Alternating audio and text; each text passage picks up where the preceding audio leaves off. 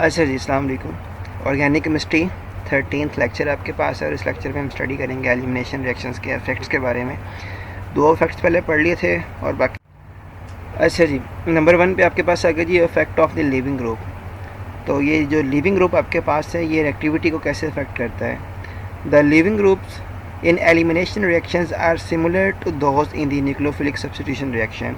ठीक है, जैसे ही आपके पास सब्स्टिट्यूशन रिएक्शन के अंदर आपका जो लिविंग ग्रुप अफेक्ट कर रहा है, सेम एज वेल एज ऐसे ही आपका एलिमिनेशन के अंदर भी उसको वो अफेक्ट कर रहा है। In E2 eliminations have been performed with the following groups. अगर आपने E2 एलिमिनेशन करवानी है तो आप ये ग्रुप लगाएं, NR3 PR3 SR2 OHR and so on. अगर आपने एलिमिनेशन E1 से रिएक्शन से करवाना है आपने, तो आप जी NR3 SR2 OH2 OHR OSO2R so on आप ये ग्रुप यूज़ करें। ठीक है जी।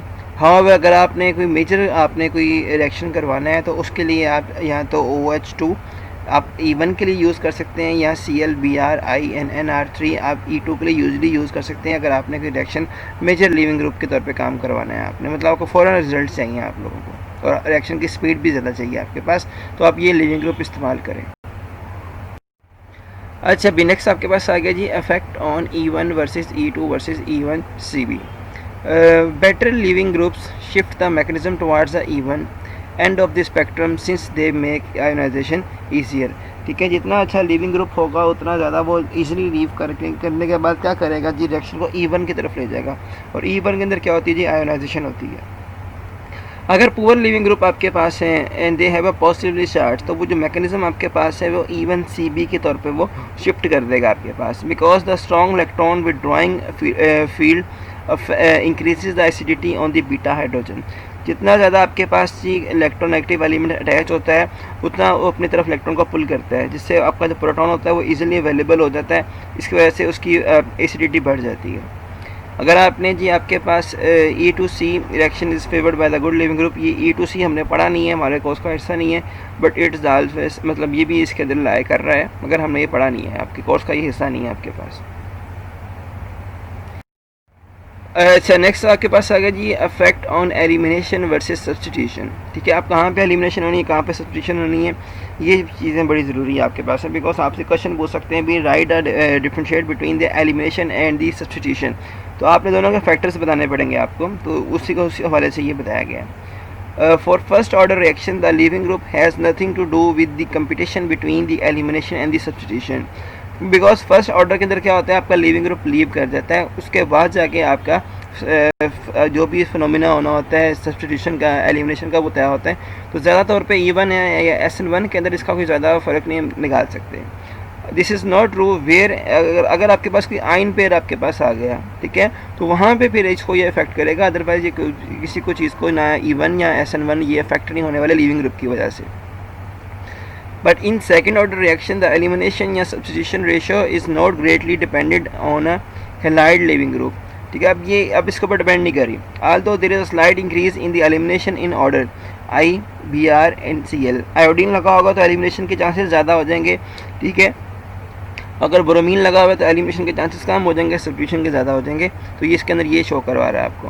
हाँ, अगर आपके पास ऑटोसाइल ग्रुप लगा हुआ है, क्या, तो ये सब्स्टिट्यूशन की तरफ रिएक्शन को ले जाएगा आपके पास। जैसे इन्होंने एग्जांपल दी हुई है आपके पास, that is treated with the potassium salt of butoxide give 85% elimination. ठीक है, ब्रोमीन लगा हुआ था, उसने कौन सी चीज़ दी आपको, एलिमिनेशन दी हुई है।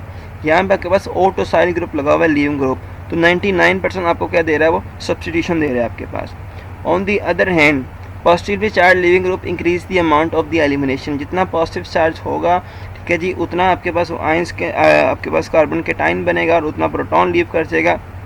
ठीक है, तो लिविंग ग्रुप के अगर पॉजिटिव चार्ज है तो एलिमिनेशन ज़्यादा होने वाली है आप लोगों के पास। तो ये 3 पॉइंट थे लिविंग ग्रुप के हवाले से। आई होप आप इसको वो क्लियर हो गए होंगे आपको।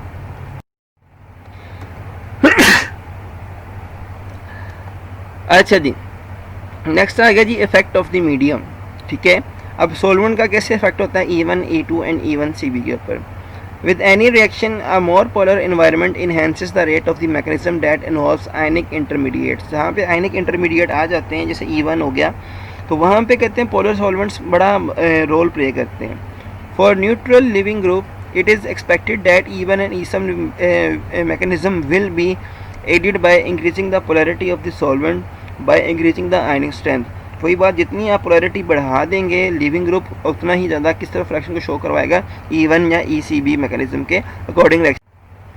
आगे भी effect of the elimination versus substitution, तो कहते हैं increase the polarity of the solvent favours SN2 reaction at the expense of E2। In the classical example KOH is alcoholic KOH used to affect elimination, ठीक है। और अगर आपने water इस्तेमाल किया तो वो सब्स्टिट्यूशन हो जाएगा, because water KOH in water ज़्यादा आपके पास क्या कर देगा, आइंस क्रिएट करेगा, ज़्यादा पोलैरिटी हो जाएगी तो सब्स्टिट्यूशन होगी। एलिमिनेशन में आपके पास वो क्या होगा, एलिमिनेशन में आपको कम प्रोटेक्ट सॉल्वेंट चाहिए होगा, ठीक है, जो आपको E2 को फेवर करेगा। In most solvents SN1 reaction are favoured over E1। E1 reaction complete best in the polar solvent that are the poor nucleophiles, especially dipolar aprotic solvents, ठीक है। तो अगर आपने जी एलिमिनेशन करवानी है तो आपको प्रोटेक्ट सॉल्वेंट चाहिए होगा और पोलर सॉल्वेंट चाहिए होगा। ये E1 के लिए आपके पास है। E2 के लिए आपके पास लेस पोलर होना चाहिए। A study made in the gas phase where there is a no solvent has shown that when one bromopropane react with methoxide, only elimination take place, even with this primary substrate। ठीक है, primary substrate आपके पास substrate आ गया और वो gases phase के अंदर आपके पास आ गया तो एलिमिनेशन होगी। जब हमने चैप्टर स्टार्ट किया था एलिमिनेशन का तो मैंने स्टार्टिंग में बताया था इसके बहुत से रिएक्शन आपके पास गैसेस फेज के अंदर होते हैं, तो गैसेस फेज में जब रिएक्शन हो रहे हैं तो एलिमिनेशन होगी हमेशा आपके पास, ठीक है। आगे लास्ट पे आपके पास आ गया effect of temperature.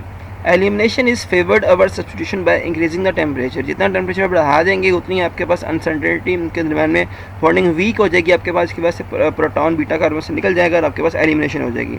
The reason that the activation energy of the elimination are higher than those of the substitution, ठीक है, because elimination have greater chances in changes in bonding.